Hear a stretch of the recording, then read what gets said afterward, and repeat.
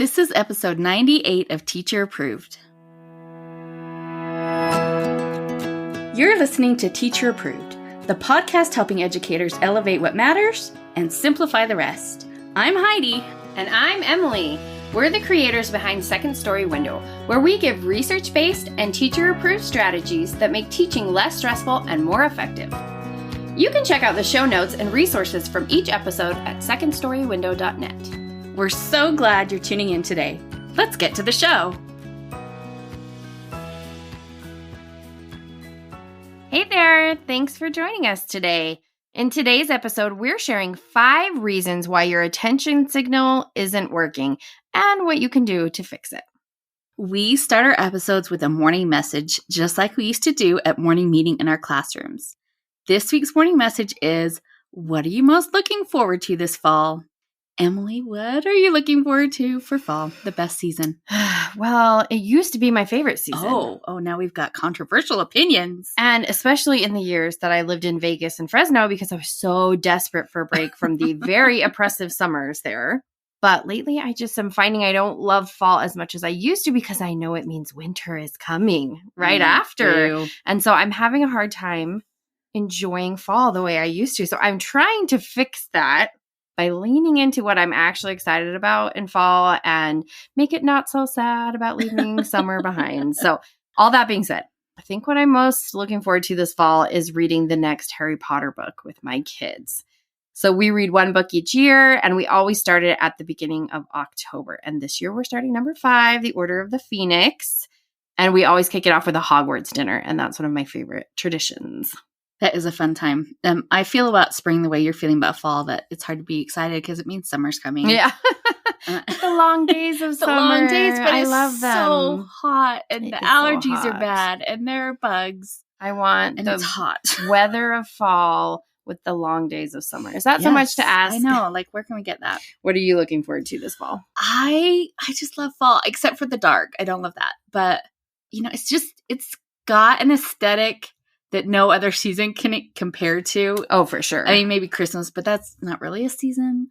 Like, the tastes and the sights and the smells and the feels, like, it's such a specific sensory time of year, and I just love it all. Oh, I totally agree, even if I am sad about the days getting shorter. Natalie from our community can't wait for sweater weather and apple cider. Same, Natalie. Yum, love apple cider. And Lisa is excited about watching sports, football on TV, and her kids' sports. That wasn't even on my radar, but go, Lisa. I know. I think for sports people, fall's a big deal. Yeah. New information Yes. from us non-sports people. We'd love to have you join the conversation over in our Teacher Approved Facebook group. So we are quickly approaching our 100th episode. And to celebrate that 100th episode, we would love to have 100 5-star ratings on Apple Podcasts. If you think we deserve 5 stars, would you mind taking a few seconds and leaving us a rating? And if you really love us, you're an insider, you really enjoy this podcast, would you mind leaving us a review? We would love to get to 50 reviews before our 100th episode. Rating and reviewing a podcast is really simple, but it might feel tricky if you haven't done it before. So you just start by opening that purple Apple Podcast app, search for the Teacher Approved Podcast and click on it. And then you just kind of scroll down past the episode titles to where there's a bold header that says ratings and reviews. Then you just tap the 5 stars, or you can keep scrolling down a bit to where it says read review, and you can add your own review. Which obviously you're going to want to do, right? We really appreciate everyone who has already taken the time to post such kind feedback. We read every comment, and it really motivates us to keep doing our best for this amazing group of teachers who listen to our podcast. Classrooms vary so much, even at the same school, but one thing every classroom needs is an attention signal. And by attention signal, we mean a prompt that quickly focuses students' attention on the teacher, regardless of what the students happen to be doing at the moment.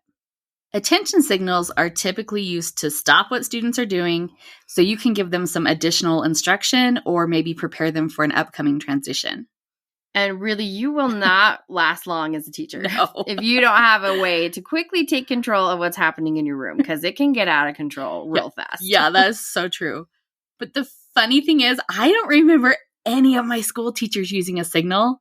No, me neither. And maybe it's because we just did so much desk work, they could just start talking and we had no choice but to listen. It's very possible. Or maybe they just yelled. Yeah. So I do remember some yelling. Oh, same. Well, we want to avoid yelling. We're going to be better than that. So I am glad that attention signals have become the standard since we were kids. But just because you have an attention signal doesn't mean it's doing what you need it to do. If you are giving your attention signal and your students are only kind of listening or maybe ignoring you altogether, we are going to share 5 reasons why your attention signal might not be working and the suggestions for what you can do to solve the problem.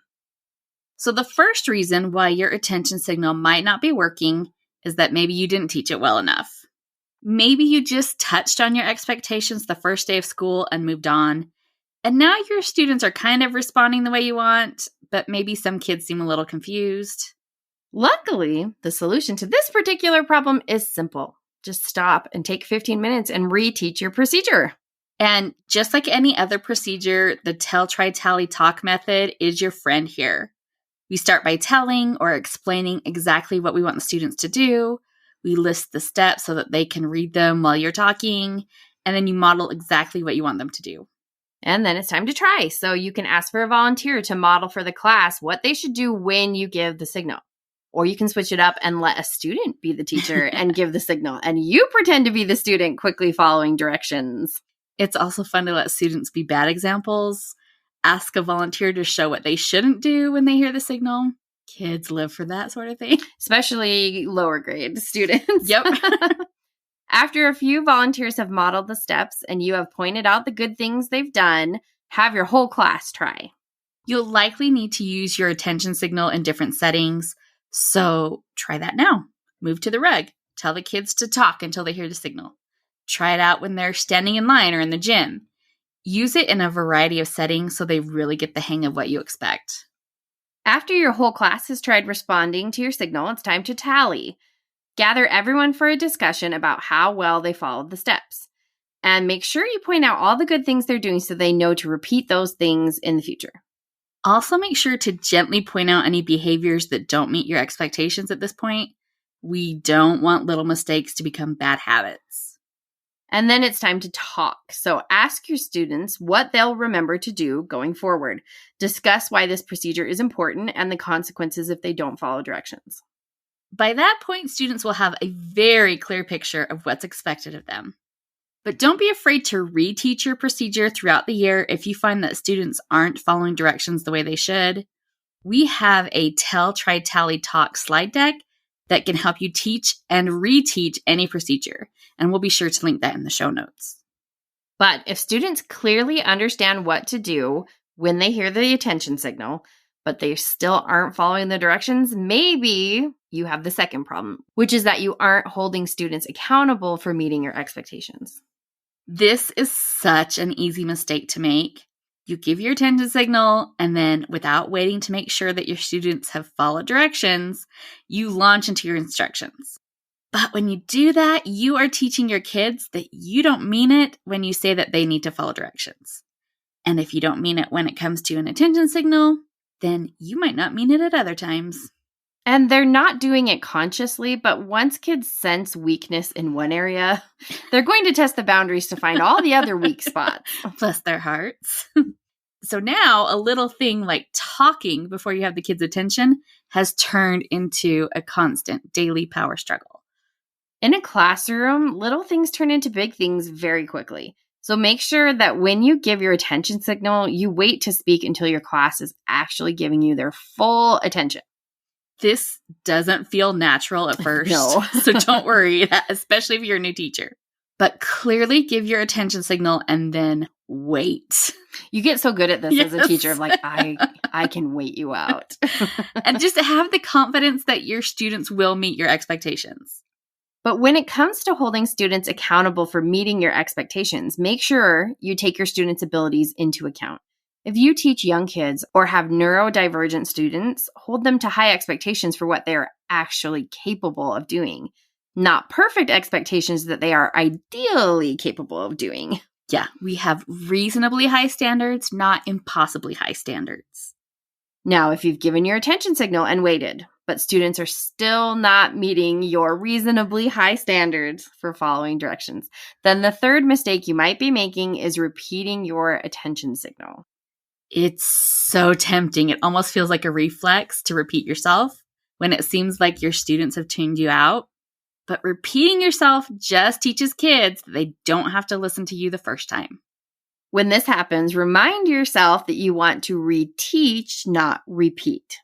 Once you get your students' attention, which may take a few minutes, take a time out to do a quick reteach of your procedure. Start by listing the unacceptable behaviors that you just witnessed.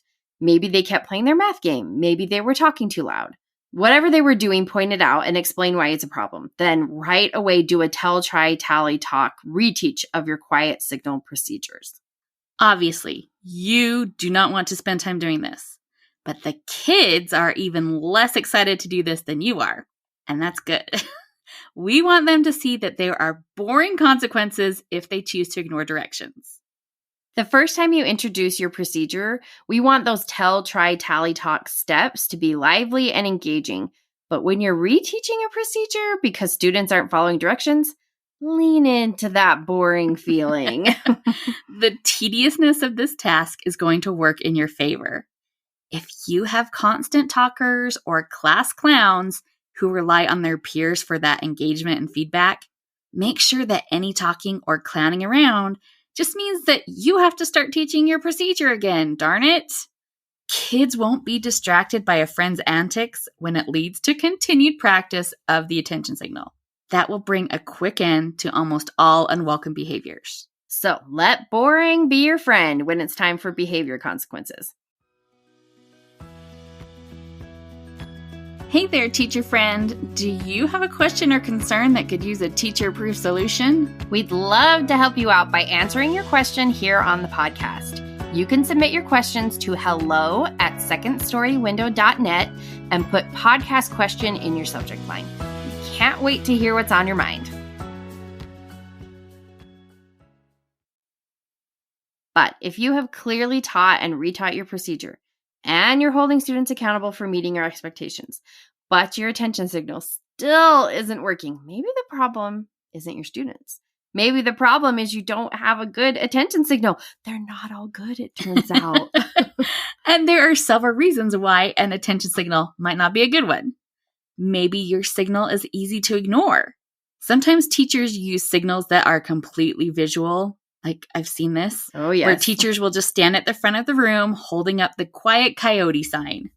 And you will be waiting for ages with your hand in the air until enough kids have noticed and nudged their neighbors that everyone is finally paying attention.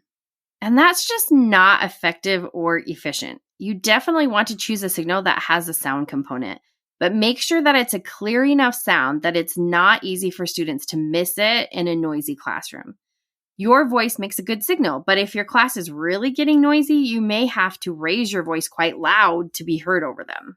And that's when a noise-making device can come in handy. I know a lot of teachers are using doorbells as attention signals, and I think that's a great idea. It blows my mind. That would have been so amazing when we were teaching second grade. You can keep that button on your lanyard, and then you can signal from anywhere in your room. It's perfect.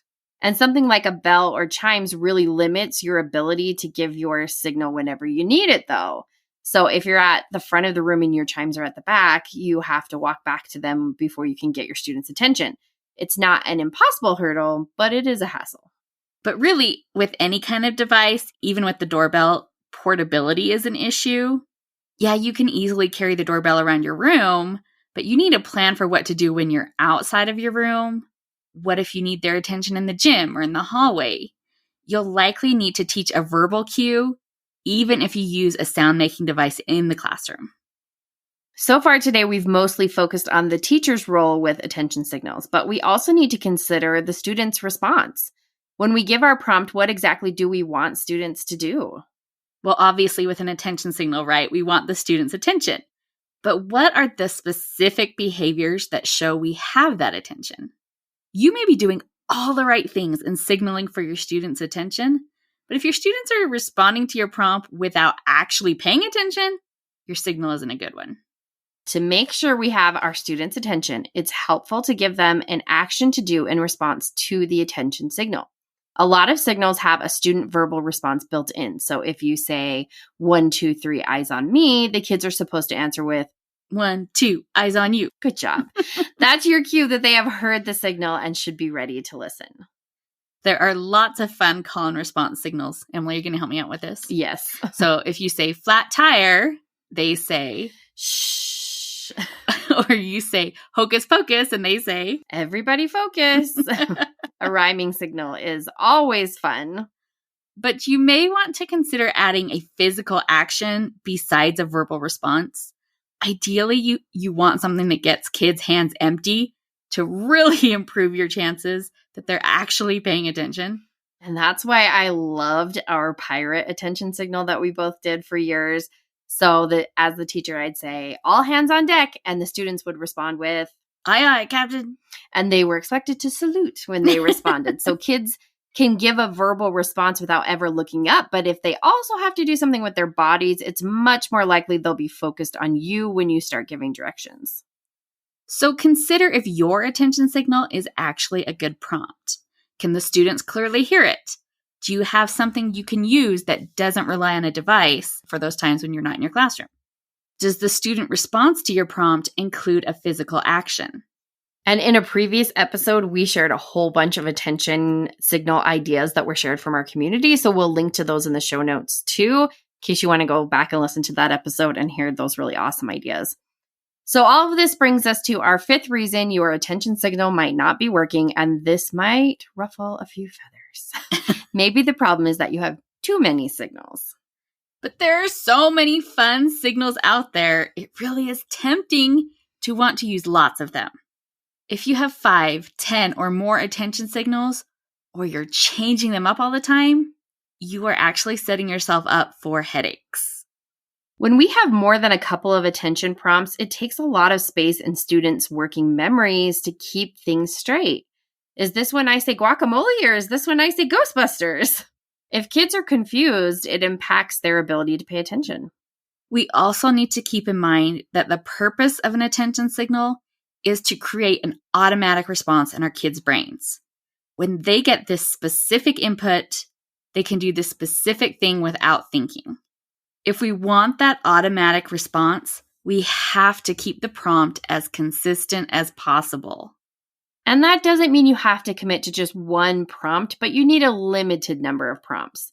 Maybe you have one signal out on the playground and one whispery signal in the hallway, and one signal you use in class. Use a few prompts consistently if you want a consistent response from your students. But that doesn't mean we can never use the fun attention getters. If you do want to mix things up without creating headaches for yourself, try limiting your wildcard prompts to a set time of day. If you have to meet your class outside to lead them in from recess, maybe that's your moment. When all the kids are lined up, you can do a few fun attention getters every day before you walk them in. Since the kids are already in line, the stakes are kind of low in terms of what you need students to do. So that's a great time to have a little call and response fun. Or maybe you do it right before you dismiss them to pack up for the day. Right. By limiting your attention grabbers to a specific time of day, you can sprinkle in some fun without sabotaging your own classroom management. Your attention signal is one of your most important classroom management tools. So make sure your signal is a good one, and that you teach it right, and that you hold your students accountable for meeting your expectations without having to repeat yourself, and that you keep your attention signal consistent. We'd love to hear your thoughts about attention signals. Come join the conversation in our Teacher Approved Facebook group.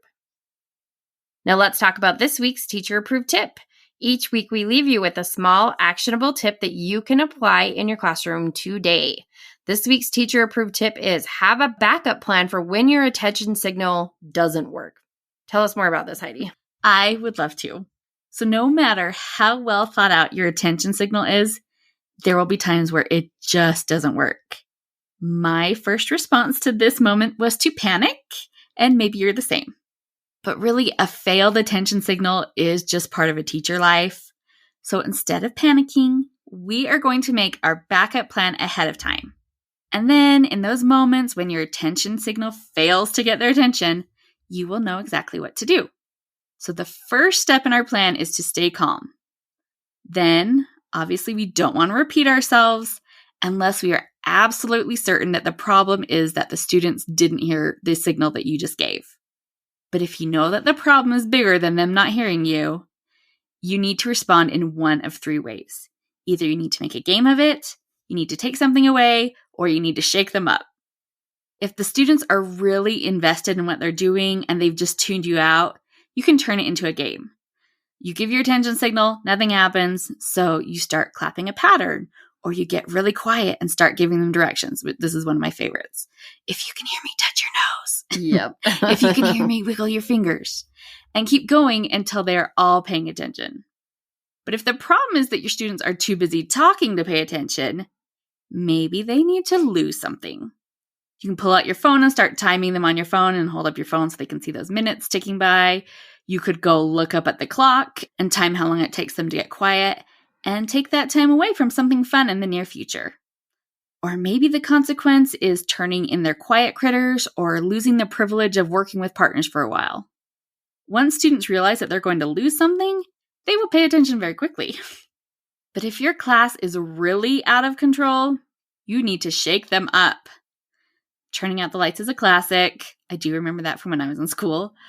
But as a teacher, I found that kids just get crazier when you surprise them with the lights going out. Oh, yeah. You can hear those screams right now, can't you? And also, flickering lights on and off can trigger kids with sensory issues. So I would avoid that. But you can shake them up in other ways. Maybe you start talking in another language or just start talking in gibberish if you don't know another language. That will shake them up real quick. You can maybe go to the front of the room and just stare at the ceiling. Do something unusual to get their attention that isn't you demanding their attention in a way that is creating more headaches. So the key here is to make a plan now. What's your backup plan when your attention signal fails? Then you know exactly how to respond in a way that doesn't create more headaches. To wrap up the show, we're sharing what we're giving extra credit to this week. Emily, what gets your extra credit? I'm giving extra credit to Love at First Sight on Netflix. It's a new rom-com movie based on a book called The Statistical Probability of Love at First Sight by Jennifer E. Smith, which is objectively a much cuter title. That is a cuter title. I title. kind of wrote this movie off just because of the title. Love at First Sight just sounds so cheesy. But I heard it recommended, so I gave it a try the other day. It's very cute.